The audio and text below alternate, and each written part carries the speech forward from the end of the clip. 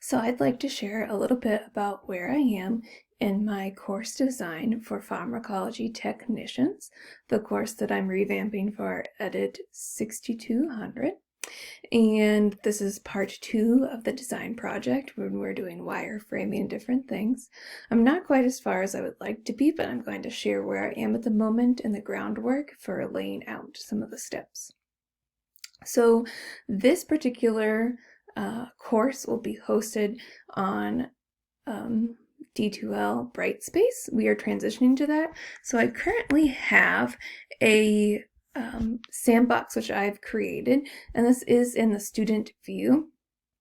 I do anticipate having an intro with a document that guides out through the course and lays out expectations in the layout.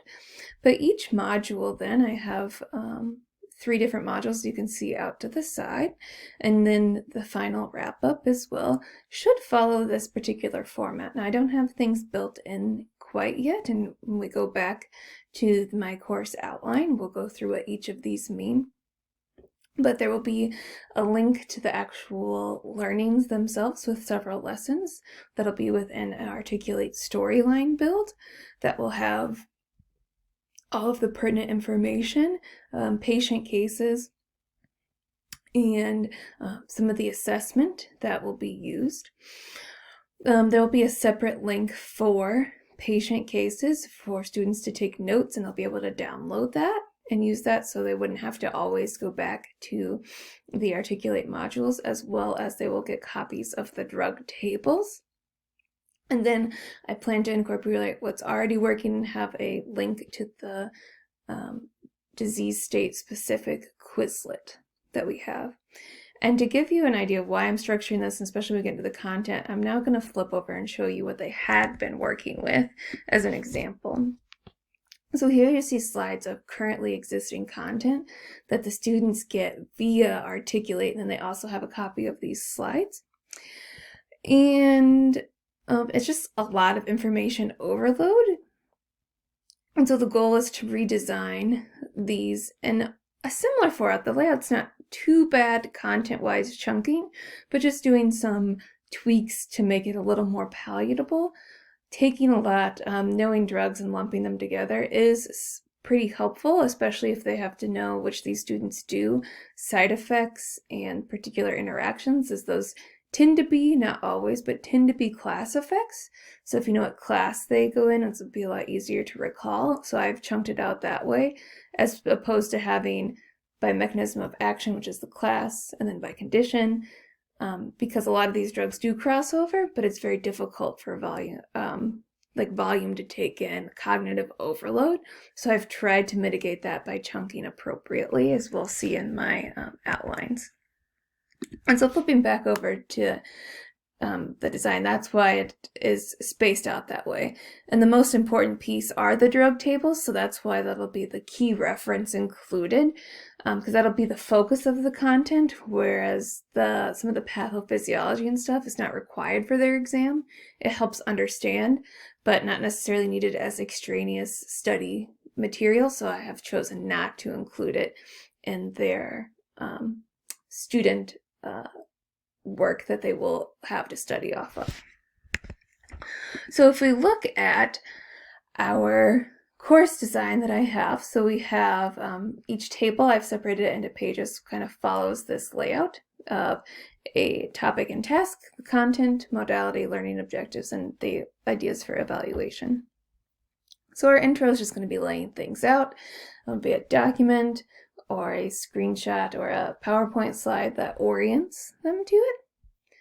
And then we will break it down. And not that these modules have to be completed sequentially, but I did choose to start with pain and analgesia because I think this might be a topic that the students have more familiarity with to lessen cognitive overload and help lay out how we will approach each module, such as like topicals as needed for like aches and pains, or non-steroidal anti-inflammatories like your Tylenol or ibuprofen, things like that that students may have used just over the course of their life by the time they enter this course. will, I think, make the initial learning curve a little easier to be somewhat familiar with these things first. So I've taken that approach in doing some things first and tried to categorize them actually based on mechanism of action for the most part, because like I said earlier, things are linked by their side effects and interactions for the most part.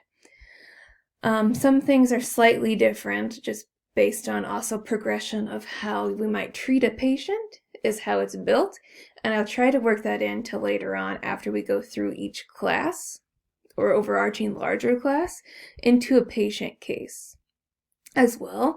So the students aren't just getting this knowledge, which is a lot to take in, and that's why I'm going to provide the cases as well in a written form and not just inarticulate. That will help with that. But then they can see how the knowledge builds and progresses after they have more of that solid foundation to help cement those things. So they've been chunked out and they can study it that way, and then they would have a patient case. Now I do have potentially doing a brief knowledge check per section after each little lesson per se within the main module, but I'm not completely sold on that because it's a lot to take in, it's hard to process, and we have to do it there, and all of this information will be assessed on the total course of pharmacology. This is just the intro section quiz, and then later on when they actually take their board exam. So I'm not completely sold and may actually nix these brief knowledge point checks. But I will do a patient case just so they can see, and it would apply to different areas of tech and pharmacy technician work, because they can work outpatient, inpatient, and specialty pharmacies in a wider variety of things. And so this will be in the form of an interactive case where we have maybe a picture of a patient via storyline that gets presented, and you kind of walk through a couple-day progression with this patient over time. And then again, within each section, I have listed the Quizlet and drug tables that are provided that I showed in the Brightspace sandbox. Infectious disease is going to be slightly different because within infectious disease, there's overarching different ways that we treat. So we treat bacteria with antibiotics. We treat fungal infections with specific antifungals. So you'll see that's a separate one.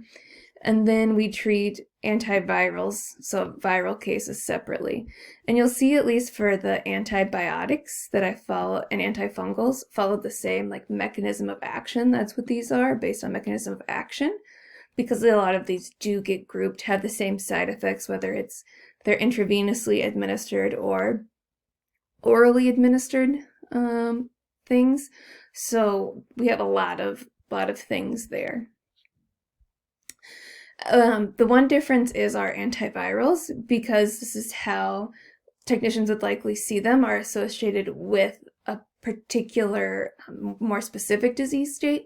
So these will be presented that way, and they don't really cross over too much. So they'll be presented by either like Hep C, HIV, or things chunked out that way, because that is how it'd be easier to identify them.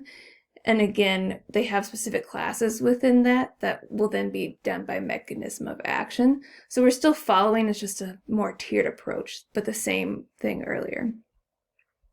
And we'll have a patient case also for the antimicrobial section for the infectious diseases. We will have specific cases for each antibiotic, antifungal, antiviral, because it's just so much information that trying to put it all together, I think, would be way too much cognitive overload. And so we'll really piece out that information. And then the last module will be cardiovascular diseases. And this is also another one where there's a lot of overlap. A lot of cardiovascular drugs can be used for various cardiovascular syndromes. And so I've chosen to go with the mechanism of action here, and just noting specifically the various indications that can be used for these different drugs. And taking that same approach and making sure we're hitting them all. And again, we're going to do the same storyline, cover the little bit of mechanism of action pathophysiology that will be more graphic based, whereas the med intro side effects and interactions will be in some sort of table display, all with voiceover to help students understand how to pronounce things and feel more comfortable with these. And then cardiovascular will have a main patient case because you can really build in a lot of this information into one particular patient case for cardiology. So that goes back to the same format as pain and analgesia. And then finally, we'll wrap up with a summary when you're reminding them to utilize the Quizlets drug tables patient cases, and again, provide keys for those in this section. And so that is my current plan. More to come on the actual storyline build. And I will update in our Slack and group messages when I have that. I will also try to attempt to add you guys to be students. And as things in my sandbox and as things get built out, we can you can kind of see and give me feedback through that mechanism. Specifically looking for the feedback on assessments. If you, like I was saying, for these, like each little section of mechanism of action, thoughts on having a brief knowledge check. If that's really necessary, I'm leaning more towards no. I'm just doing that more patient case at the end.